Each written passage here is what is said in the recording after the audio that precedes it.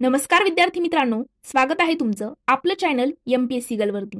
मित्रांनो, आयोगाचं जे आहे महाराष्ट्र लोकसेवा आयोगाकडून म्हणजेच एमपीएससी कडनं एक प्रसिद्धीपत्रक जे आहे ते जाहीर झालेलं आहे। पीएसआय मुख्य परीक्षेबद्दलचं हे प्रसिद्धीपत्रक आहे। नक्की काय डिटेल इन्फॉर्मेशन आयोगाने सांगितलेली आहे ते आपण या प्रसिद्धीपत्रकाद्वारे पूर्ण एक ना एक माहिती जी आहे डिटेलमध्ये समजून घेणार आहोत।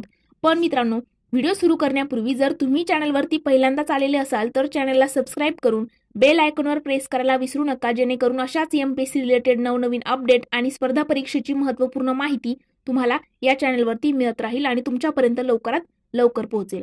चला तर मित्रांनो, आपण व्हिडिओला सुरुवात करूया।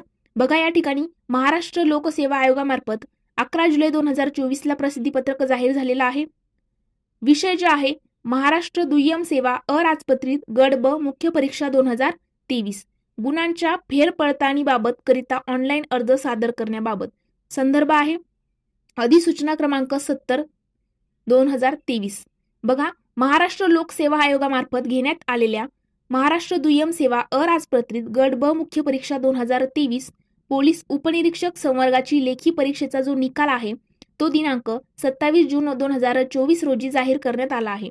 म्हणजे मित्रांनो, 2023 ला ज्या विद्यार्थ्यांनी पीएसआय पूर्व परीक्षा आणि मुख्य परीक्षा जी दिलेली आहे त्यांचा निकाल जो आहे फायनल 27 जून 2024 रोजी लागलेला आहे।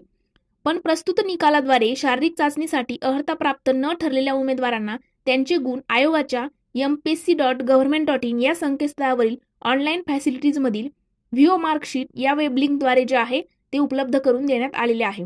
तसेच गुणांची फेरपडताळणी करू इच्छिणाऱ्या उमेदवारांना फेरपडताळणीकरिता अर्ज सादर करण्यासाठी वेब लिंक देखील उपलब्ध करून देण्यात येत आहे। सदर वेब लिंकद्वारे विहित शुल्कासह अर्ज सादर करण्याकरिता पुढील प्रमाणे कार्यवाही करणे आवश्यक आहे। म्हणजे बघा, 2023 ला जर तुम्ही पीएसआय मेन्स क्वालिफाय झालेले आहात आणि त्याचा निकाल जो आहे तो 27 जून 2024 ला लागला, पण काही असे विद्यार्थी आहेत जे ग्राउंड करिता क्वालिफाय या ठिकाणी झालेले नाहीत, तर त्यांना पेपर रिचेकिंग म्हणजे गुणांची फेरपडताळणी करिता तुम्ही आता टाकू शकता, हे आयोगाने सांगितलेलं आहे। मग कधी ते कधीपर्यंतचा कालावधी आहे ते पण बघूया, पण अगोदर आपण स्टेज समजून घेऊया। बघा, आयोगाच्या mpsc.government.in या संकेतस्थळावरील ऑनलाईन फॅसिलिटीज मधील रिटोटलिंग ऑफ मार्क्स या लिंकवर क्लिक करायचं आहे। त्यानंतर सेकंड स्टेज आहे की उपलब्ध होणाऱ्या परीक्षांच्या यादीमधून संबंधित परीक्षेची निवड करायची आहे। म्हणजे जी परीक्षा तुम्ही दिली गट ब ची ती निवड करायची त्या ठिकाणी। त्यानंतर परीक्षेच्या अर्जामध्ये नमूद मोबाईल नंबर जो आहे तो टाकून त्या ठिकाणी मोबाईल नंबरवरती जो ओटीपी येईल तो तिथं टाकायचा आहे आणि लॉग इन करायचं आहे। त्यानंतर रिटोटलिंग संदर्भातील लिंकवर क्लिक करायचं आहे। उपलब्ध होणाऱ्या गुणपत्रकातील फेरपडताळणी करावयाची असलेल्या विषयाची निवड करून सेव्ह बटनावर क्लिक करायचं आहे। ज्या विषयाबद्दल तुम्हाला थोडेफार शंका असतील की यामध्ये तुमचे मार्क्स जे आहेत ते वाढू शकतात, ते विषय त्या ठिकाणी जे आहेत त्याची निवड करून तुम्ही सेव्ह बटनावर क्लिक करून निवड केलेल्या विषयानुसार सेवा शुल्कासह विहित शुल्क ऑनलाईन पद्धतीने अदा करायचे आहे। म्हणजे काय, तर रिचेकिंगची जी काही फीस असेल ती ऑनलाईन पद्धतीने भरायची आणि गुणांच्या फेरपडताळणी करिताची सदर वेब लिंक जी आहे ती 12 जुलै 2024 12 वाजेपासून ते दिनांक 21 जुलै 2024 12 वाजेपर्यंत जे आहे सुरू राहणार आहे। म्हणजे काय, तर बघा, आज 12 जुलै आहे तर 21 जुलैपर्यंत तुम्हाला लास्ट डेट आहे। 21 जुलैपर्यंत तुम्ही जे पेपर आहे ते रिचेकिंग या ठिकाणी करू शकता।